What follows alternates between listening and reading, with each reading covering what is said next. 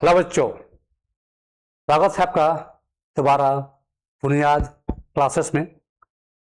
हम लोग पढ़ रहे थे क्लास 9 का लेसन गति, जिसका फर्स्ट चैप्टर। उस पर हमारे कुछ पहले के वीडियो बन चुके हैं। अब तक हमने क्या क्या पढ़ लिया देख लेते हैं हम लोग।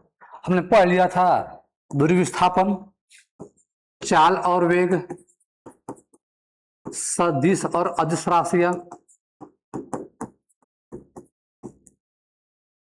असमान और एक समान गति पढ़ लिया था हम लोगों ने। हम लोग को आज पढ़ना है इसके अलावा एक वर्ड हमारा आया था, वो था औसत चाल और औसत वेग। अब दोनों में फर्क क्या है, जिसने पढ़ा है उनको पता होगा, जो नहीं पढ़ा है तो प्लीज आपसे रिक्वेस्ट है कि जो मेरे पीछे के वीडियोज है आप जरूर देखें टू गेट बेटर क्लैरिटी। हम लोग को आज आगे पढ़ना है त्वरण। त्वरण क्या होता है? त्वरण अंग्रेजी मीडियम एक्सलरेशन। एक्सलरेशन देखो गाड़ी में ना, बाइक में इसको कान उठते हैं ना, क्या कहते हैं? हमने क्या बढ़ा दिया? हमने इसको एक्सलरेट कर दिया। क्या बढ़ा दिया जी? उसका एक्सलरेटर दबा दिया गया, ठीक है? वो चीज उसी से वर्ड क्या बनता है? एक्सलरेशन। अभी क्या होता है और करते हैं, बुझिएगा। आपको बताया गया था ना कि दूरी का जब दूरी बदलता है समय के अनुसार, ये क्या बोला गया था? चाल, स्पीड। और वही उसका वेग बदल रहा था समय के अनुसार, क्या सॉरी विस्थापन बदल रहा था आपका समय के अनुसार, तो क्या बताया गया था? वेग, वेलोसिटी, ठीक है? तो हम लोग का हो गया था, एक है स्पीड और वेलोसिटी। वर्क करते हैं, देखो दूरी का बदलना क्या कहलाया? चाल।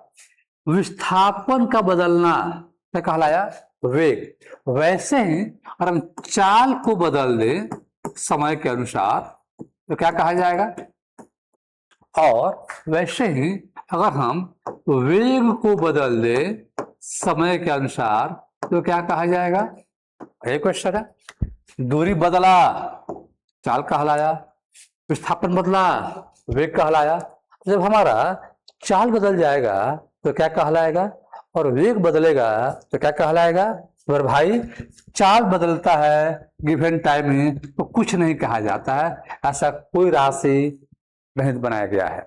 लेकिन वेग बदल जाए समय के अनुसार तो यही बनता है त्वरण, यही कहता है एक्सलरेशन। अब कहे मेरे भाई ऐसे, क्योंकि आपको पहले को याद होगा चाल में क्या बोला गया था? अदिश राशि, अदिश स्केलर। वेग हमारा क्या था? सदिश था। और त्वरण भी क्या होता है? क्या होता है? यही होता है, सदिश वेक्टर होता है। और चूंकि चूंकि हम क्या बात कर रहे हैं त्वरण का, ये हमारा क्या होता है? सदिश होता है। तो जाहिर सी बात है ये जिस पे डिपेंड करेगा वो क्या होना चाहिए? सदिश। इसीलिए चाल का बदलना कुछ नहीं है, लेकिन वेग का बदलना क्या हमारा? त्वरण होता है, ठीक है?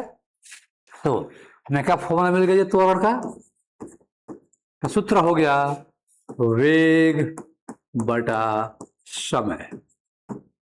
फिर पूछेगा त्वरण का लिखते हैं ए से, ए से इसका SI मात्रा क्या होगा? ये होता है, याद कर लीजिएगा आप लोग, मीटर पर सेकंड स्क्वायर या MS का पावर -2। अब आता कहां से? तो आइए, आपने पढ़ा होगा हम वेग का मात्रक होता है मीटर पर सेकंड, टाइम का होता है सेकंड। हमारा क्या बन गया? सिंपली मीटर बटा सेकंड, बटा सेकंड नीचे चला आएगा तो क्या बन गया? M। 2 S हो गया हमारा, यानी MS का पावर 2। देख लीजिए, यानी कि अगर आपको फॉर्मूला याद होगा तो आप फॉर्मूला से आप मात्रक निकाल सकते हैं, बना सकते हैं, ठीक है? आ जाते हैं हम लोग इसके बाद। और साथ में जब कौन राशि हो गया? सदिश राशि, वेक्टर क्वांटिटी है ये। अब इसके प्रकार, प्रकार त्वरण के प्रकार, प्रकार दो प्रकार। एक हम लोग बोलेंगे अगर आपका वेलोसिटी, आपका वेग बढ़ते जाए तो उसको हम लोग सिंपली बोल देंगे त्वरण, त्वरण। बट फर्स्ट क्या, मान लीजिए आप जा रहे थे कहीं, आपको ब्रेक मारना पड़ गया, आपका वेग क्या होगा, कम हो गया होगा ना, यानी कि आपका वेग अब घट रहा होगा, निगेटिव। इसको कहा गया मंदन। क्या बोला गया मेरे भाई, मंदन। अंग्रेजी में इसे बोलते हम लोग डिसेलेरेशन, और कह लीजिए आप रिटार्डेशन। दो वर्ड होता है अंग्रेजी में, बट हिंदी में एक ही वर्ड है, वो क्या है, मंदन। आपकी गति मंद हो गई है, स्लो हो गई है, धीमी हो गई है, ठीक है। तो फॉर्मूला होता है मंदन का, क्योंकि आपने देखा आपका वेग घट रहा है, इसको बोलते हैं हम लोग निगेटिव ए, मतलब निगेटिव त्वरण, निगेटिव त्वरण, निगेटिव त्वरण। मतलब आपका जो वेग होगा, आपका जो स्पीड होगा वो घटने लगा होगा, इसीलिए इसका फॉर्मूला हो जाता है निगेटिव ऑफ त्वरण। और दोनों आपका आपका कहाँ गया, आपको यहाँ पर दोनों का पूछेगा आपसे SI मात्रक, दोनों का वही हो जाएगा मीटर पर सेकंड स्क्वायर, ठीक है। अब दो चीज आएगा यहाँ पर। अब बोलेगा भाई इसका आप फॉर्मूला लिखिए, इसका फॉर्मूला क्या होता है त्वरण का, तो या तो बोलेंगे हम लोग A इक्वल टू V/T। अभी क्या दिखाता है, वेग बटा समय, या V-U/T। आपका V क्या दिखाता है यहाँ पर, याद रखिएगा फिजिक्स में तो V दिखाएगा अंतिम वेग, अंतिम वेग यानी कि फाइनल वेलोसिटी। एक बोलेगा आपका U प्रारंभिक, प्रारंभिक वेग, स्टार्टिंग इनिशियल, स्टार्टिंग वेलोसिटी। पहले से पता है कि क्या होगा मेरे भाई, टाइम यानी समय, समय, और एक का क्या हो गया त्वरण, यानी कि हमको फॉर्मूला मिल गया त्वरण का A equal to V-U/T, A equal to V-U/T। अब इसमें U क्या है, V क्या है, हम कैसे पहचानेंगे, बात करते हैं। चलिए एक हम लोग क्वेश्चन देख लेते हैं, क्वेश्चन देख लेते हैं हम लोग। क्वेश्चन क्या है, मैंने कहा दे कोई गाड़ी, कोई बस 20 ms के स्पीड से चलते हुए 10 सेकंड बाद 80 मीटर पर सेकंड की रफ्तार से चलती है, तो उसका त्वरण ज्ञात करें, ठीक है। एक वस्तु है, आप देखिए यहाँ पर आपको दो स्पीड दिया हुआ है, एक 20 वाला है, एक 80 वाला है, और टाइम दिया हुआ है आपका। अब वो पहचाना खाली क्या है कि कौन पहला स्टार्टिंग वाला, कौन अंतिम वाला, देखते हैं भाई। चला पहुंच गया, यानी कि इसमें हमारा U होगा ना, वो क्या हो जाएगा 20 वाला चल रहा था, और कहाँ तक बढ़ गया, V फाइनल 80 तक चला है हमारा, तो टाइम लगा है जी 10 सेकंड। आपसे A पूछा है, आप जानते हैं A का फॉर्मूला पहले से, V-U/T। V है 80, U है 20, टाइम है 10, 60 बटा 10 कितना है, कट गई 6 मीटर पर सेकंड स्क्वायर।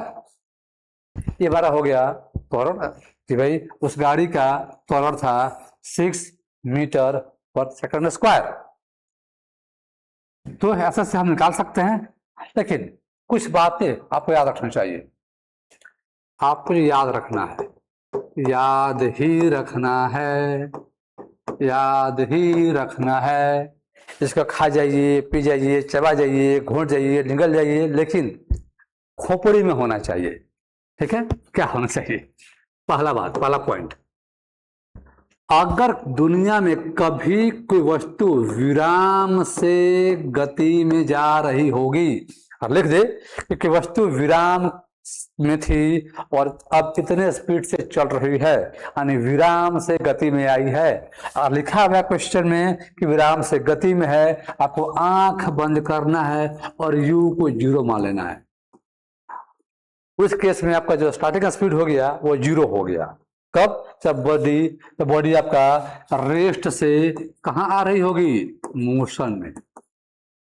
ठीक उल्टा हो सके भाई, मान लीजिए बस या कोई गाड़ी खूब फास्ट दौड़ रही थी, कोई आदमी सामने चला आया, आपने ब्रेक मार दिया धाए से, आकर रुक गई।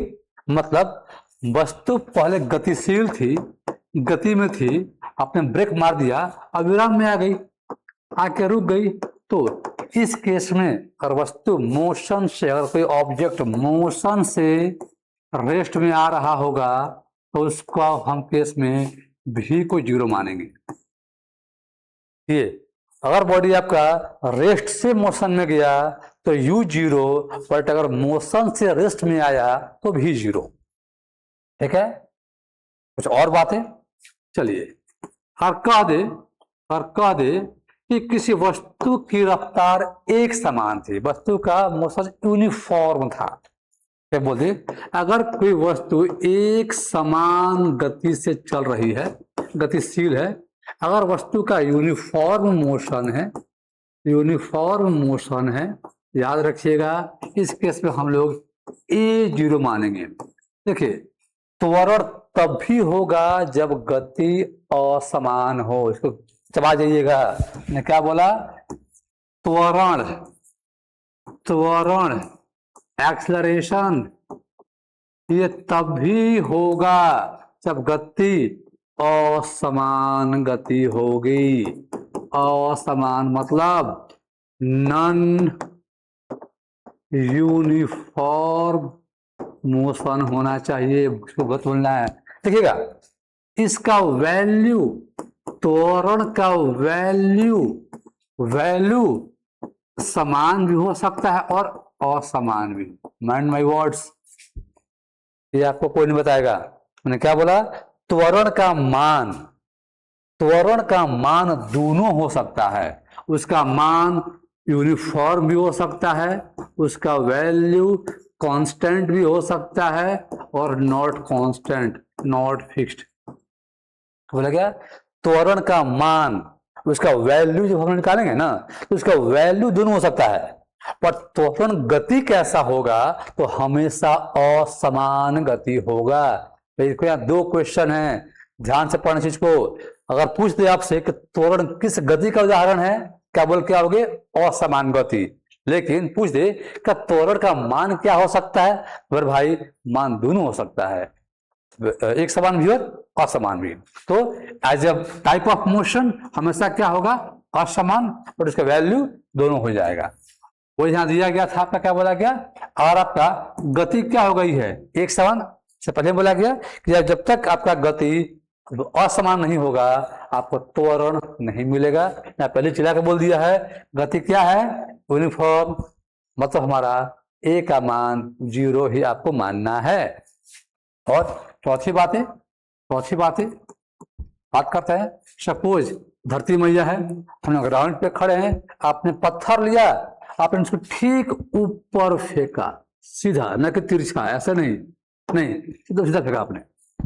आप देखते हैं ना, वस्तु ऊपर गया यहाँ के रुक गया, फिर वहां से वो नीचे गिरने लगता है वस्तु। इससे हम लोग बोलते हैं हाईएस्ट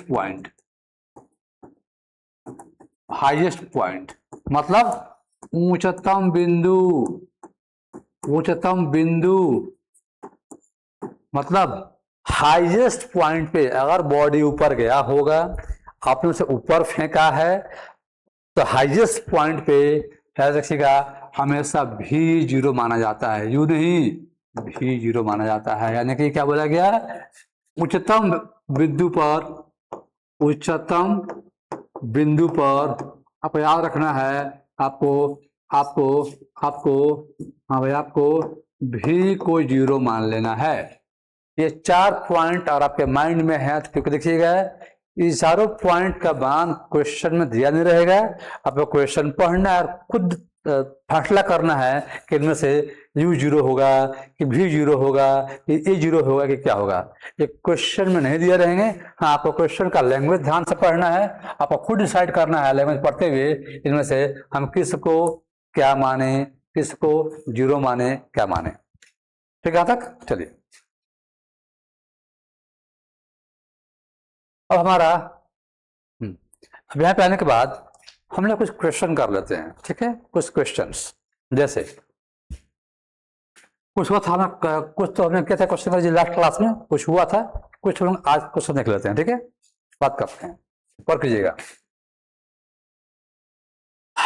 चलिए बेसिक और का देख भाई, कोई वस्तु 10 किलोमीटर का आपका दूरी तय करता है, मान लीजिए 2 घंटा में, 2 आवर में, 2 आवर में, तो उसका आप चाल निकालिए, चाल निकालिए। पहले पढ़ा है भाई, चाल का फॉर्मूला क्या होता है, दूरी बटा समय। दूरी है 10, टाइम है 2, 5 किलोमीटर पर आवर। आता खत्म। ठीक है, चलिए दूसरा, मान लीजिए कह दे कि भाई कोई गोल फील्ड था, कोई गोल फील्ड था, जो त्रिज्या थी मान लेते हैं, वो दिया था 14 मीटर त्रिज्या, रेडियस, त्रिज्या, त्रिज्या। और कहा गया भाई इसको एक चक्कर लगाने में, कोई लड़का है मानी दौड़ रहा है, टाइम लगा मानी 50 सेकेंड। यानी कि इस साइज के फील्ड के एक चक्कर लगाने में किसी बच्चे ने समय लिया 50 सेकंड। तो बोलेगा भाई वाह, एक चक्कर का, एक राउंड का, एक चक्कर का उस बच्चे का चाल निकालिए और वेग निकालिए। तो पूछ दिए। अब जानते हैं चाल के लिए हमें क्या चाहिए, दूरी चाहिए, और वेग के लिए क्या चाहिए, विस्थापन चाहिए। तो चलिए यहाँ आपका समय दिया हुआ है, समय दिया हुआ है, क्या नहीं दिया हुआ है, तो उसका दूरी और विस्थापन से बात करते हैं। चलिए वृत्त में आप जानते हैं दूरी का फॉर्मूला होता है परिधि, परिधि का फॉर्मूला होता है 2πr। तो 2π का मान इंटू r चलाया 88 मीटर। आपको दूरी मिल गया, आपको ये दूरी हो गया, आपका समय दिया हुआ है 50 सेकंड। आपसे चाल पूछा है, सेम फॉर्मूला, दूरी बटा समय। दूरी है 88 या 50, टाल लीजिए जितना करके चला है, मतलब 44/25 मीटर पर सेकंड। आगे देख लीजिएगा इसको पॉइंट वगैरह में। अब पहला हो गया, माने भाई आपका चाल निकाल लिया। अब क्या था, इससे क्या निकालिए जी, वेग। अब जानते हैं हमको वेग के लिए क्या चाहिए, विस्थापन चाहिए। आपने पहले ही पढ़ा होगा कि एक चक्कर लगाने में, क्योंकि अब जानते हैं आप जहां पर थे आप घूम फिर के वही पहुंच गए। तो जब दोनों बिंदु आपका स्टार्टिंग और एंडिंग पॉइंट सेम हो जाए तो इसके पर मानते हैं आपका जो विस्थापन होता है उसे क्या माना जाता है, जीरो। यानी कि एक चक्कर लगाया आपने, आप जहां से चले थे घूम फिर के आप वही पहुंच गए, आपका दोनों पॉइंट सेम हो गया, आपका विस्थापन क्या हो गया, जीरो हो गया। समय पता है दिया है आपका 50 सेकंड है टाइम आपका। वेग निकालना है, फॉर्मूला क्या होता है जी, सेम फॉर्मूला, विस्थापन बटा समय, मतलब कि 0/50, 0 मीटर पर सेकंड। यानी कि एक चक्कर लगाने में वस्तु का जो चाल आया था वो पॉइंट में आया था और उसका वेग कितना आ गया, 0 आ गया। क्यों हुआ देख लिया आपने। आते हैं थोड़ा सा हार्ड क्वेश्चन, थोड़ा सा हार्ड क्वेश्चन बात करते हैं। मान लीजिए ये आपका प्यारा घर हो गया, ये आपका अनचाहा विद्यालय हो गया। ठीक है, बात करते हैं। कहा दे एक लड़का को, एक लड़का अपने घर से अपने स्कूल जाता है 20 मीटर पर सेकंड की रफ्तार से जा रहा है, लेकिन तो फिर छुट्टी हो गया शाम के टाइम में, एकदम फास्ट घर आता है कि भाई तो भूख लगा है, मुक्ति मिल गया, घर जाना है, फास्ट दौड़ता है, मानते हैं इसका स्पीड है 30 मीटर पर सेकंड। क्या बोला भाई? सेम दूरी। बच्चा अपने घर से स्कूल गया 20 की रफ्तार से, छुट्टी हुआ तो मस्त भागता भागता है कि भूख लगा है, खाना पीना खाना है, जो भी हो, तो गया 20 से, लौटा 30 से, पूछा पूरी यात्रा के दौरान उसकी औसत चाल क्या है, उसकी औसत चाल क्या है, उसका एवरेज स्पीड क्या होगा। क्या बोला गया? एक पूरा तो घर से स्कूल, स्कूल से घर आने के क्रम में उस बच्चे की औसत चाल क्या होगी आपको निकालना है। वो आपको पहले बताया गया था, आपसे जो पूछेगा क्या निकालना है तो पहले क्या सोचिए, उसका फॉर्मूला क्या होता है। मैंने पढ़ा है फॉर्मूला चाल का कुल दूरी बटा कुल समय, बस मिल गया फॉर्मूला। बस अब खाली क्या चाहिए, वैल्यू रखिए बनाइए। लेकिन बाप रे बाप, यहाँ तो ना ना ना दूरी दिया है ना समय दिया है मेरे भाई। इस क्वेश्चन में ना आपके पास दूरी पता है ना आपको समय पता है, खाली स्पीड दिया है, वही पूछो लिया आपसे। आए आपको क्या थमा दिया, दूगो लॉलीपॉप दूगो स्पीड, आप थर्ड स्पीड पूछ लिया, तो स्पीड से स्पीड पूछा। बट हम जानते हैं पर फॉर्मूला क्या होता है जी, कुल दूरी बटा कुल समय। पर आप कहिए क्वेश्चनवा में ना दूरी दिया है ना समय दिया है, क्या करेंगे? पेन चलाएंगे, दिमाग चलाएंगे, बात करते हैं। चलिए, नहीं दिया है तो मान लेते हैं मैथ में एक्स वाई जेड, कुछ भी अपनी मर्जी है। चलिए माना हमने, चलो मान लो भाई एक कुल दूरी है वो एक्स मीटर है, ठीक है। चलिए बात करते हैं। तो यानी कि पहले क्या बोला, बच्चा अपने होम से अपने स्कूल जा रहा है, तो दूरी हमने क्या मान लिया जी, एक्स मीटर, और क्या दिया इसका चार्ज दिया हुआ है 20 मीटर पर सेकंड। आपको दूरी मिल गया, आपको चार्ज मिल गया, क्या बच गया, समय, टाइम। मान लीजिए टाइम वो निकाल लीजिए, तो होता है टाइम का दूरी बटा चाल, मतलब दूरी एक्स चाल 20, टाइम है सेकंड में, फर्स्ट टाइम। आगे आते हैं, अब बच्चा भाई लौट रहा है स्कूल से, स्कूल से बच्चा घर जा रहा है, सेम चीज दूरी प्लस सेम हो जाएगा, एक्स हो जाएगा, चाल बढ़ गया उसका, चाल 30 हो गया है। सेम फॉर्मूला से क्या निकाल लीजिए, सेकेंड टाइम दूरी बटा चाल सेकेंड। अब आपके पास देखिएगा समय भी है और दूरी भी है, तो आगे आप फॉर्मूला पे, अच्छा उससे पता निकाल लेते हैं कुल दूरी कितना होगा मेरे भाई, तो एक्स गया, एक्स आया 2x मीटर। आइए कुल समय, दो टाइम जोड़ दीजिए, एक्स बटा 20, एक्स बटा 30, 60, 3x 2x,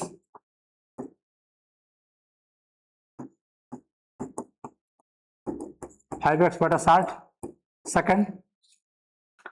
ये हो गया कुल दूरी, ये हो गया कुल समय, क्या बच गया हमारा, औसत चाल। औसत चाल क्या हो गया, ये वही फॉर्मूला, कुल दूरी बटा कुल समय, ये आया था 2x, ये आया था 5x बटा 60। मैथ में पढ़ा होगा 60 ऊपर चला आएगा, क्या बन जाएगा 2x गुणे 60 बटा 5x, पढ़ा दीजिए x x के 5 बार आ गया, यानी 24 मीटर पर सेकंड आपका हो गया औसत चाल। यानी कि अगर आपको डाटा नहीं दिया रहेगा तो बेसिक फंड है एक्स वाई जेड कुछ मान लीजिए, आगे बढ़ते रहिएगा, ठीक है। चलिए इसी पे तो क्वेश्चन दे रहा हूं मैं, मान लीजिए आलतू का घर, हो गया दोस्त फालतू का घर, आलतू फालतू बेस्ट फ्रेंड्स, ठीक है। ये जाता है मान लीजिए 40 के स्पीड से, लौटता है मान लीजिए 60 के स्पीड से, तो बोला है औसत चाल ज्ञात करें, औसत चाल ज्ञात करें। सेम क्वेश्चन है, आपको सेम फॉर्मूला यूज करना है, बस खाली आपका संख्या चेंज कर दिया गया है, कंसेप्ट वही है। ठीक है, आगे आते हैं।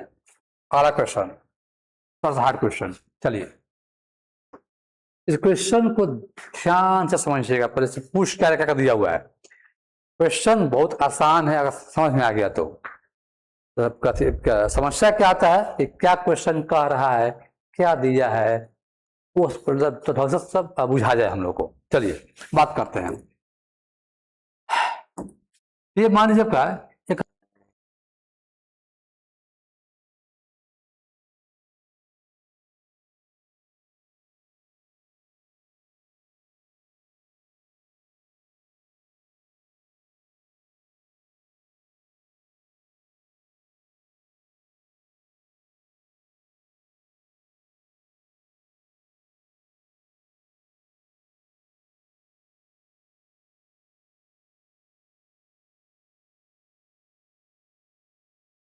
हेलो, थोड़ा सा पहले बैटरी डाउन हो गया है, गिव मी 2 मिनट, थोड़ा सा बैटरी चेंज कर लो, 2 मिनट।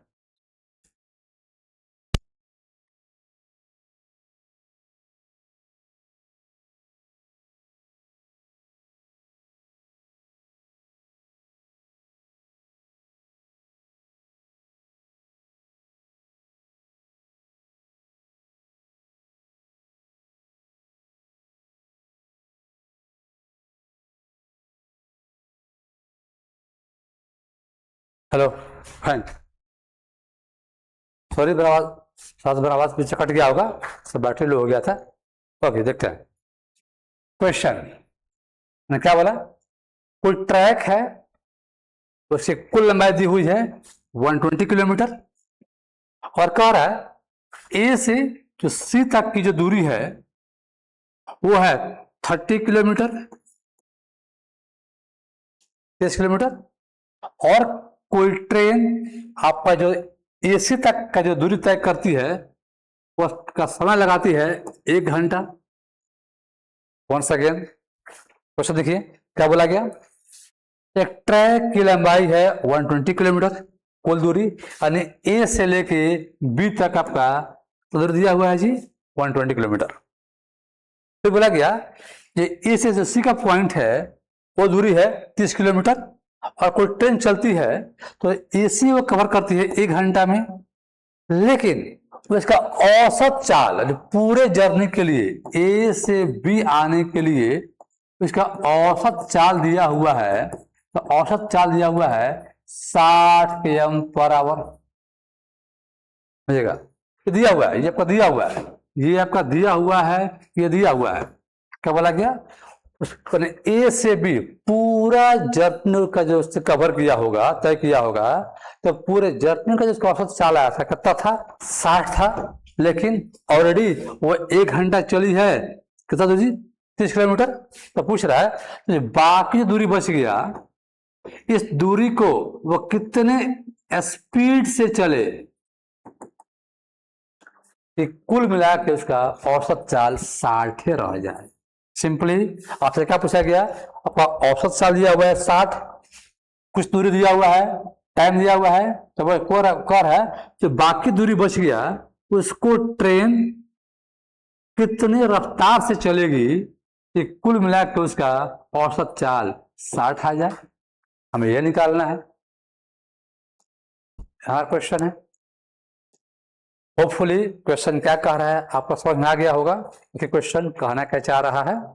बात करते हैं, चलिए हम सॉल्व करते हैं। चलिए पहले आइए, कुल दूरी 120, औसत चाल 60 पर निकाल लीजिए। कुल समय जानते हैं, आपको पता होगा टाइम का फॉर्मूला होता है कुल दूरी बटा चाल। दूरी दिया गया है 120 किलोमीटर, चाल है 60 पर आवर, आएगा 2 घंटा। यानी कि पूरा पूरा ए से बी आने का और टोटल टाइम दिया हुआ है 2 घंटा लगा होगा आपका। अब आइए, अब आते हैं पार्ट AC के लिए। क्या दिया था जी? दूरी आपका था 30 किलोमीटर, आपका टाइम था 1 घंटा। तो क्या निकाल लीजिए इसका, हटाइए। हाँ ठीक है, बात करते हैं हम लोग। अब बताइए जो दूरी बचा हुआ है, बची हुई दूरी कुल था 120, आप 30 चल चुके हैं, कितना बच गया? 90 किलोमीटर। अच्छा, बचा हुआ समय, बचा समय आप देखा था आपने, कुल टाइम आया था 2 घंटा, ऑलरेडी अपन ट्रेन 1 घंटा चल चुकी है, कितना टाइम बच गया? 1 घंटा। यानी कि ये आपका क्या हो गया? दूरी है, यानी कि आपको इतना दूरी तय करना है इतने टाइम में। यानी कि क्या पूछा है, कितना चाल से चलेगी, फॉर्मूला दूरी बटा समय, दूरी आ गया टाइम 1, यानी कि जो बची हुई दूरी है वो ट्रेन चलेगी 190 km/h के स्पीड से, ताकि उसका कुल उसका जो स्पीड था मिला के औसत कितना आ जाए? 60 आ जाए। तो दोस्तों इस वीडियो में इतना ही। वीडियो आपको अच्छा लगा तो प्लीज़ शेयर करें, सब्सक्राइब करें और प्लीज़ दोस्तों को जोड़ें। Thank you so much.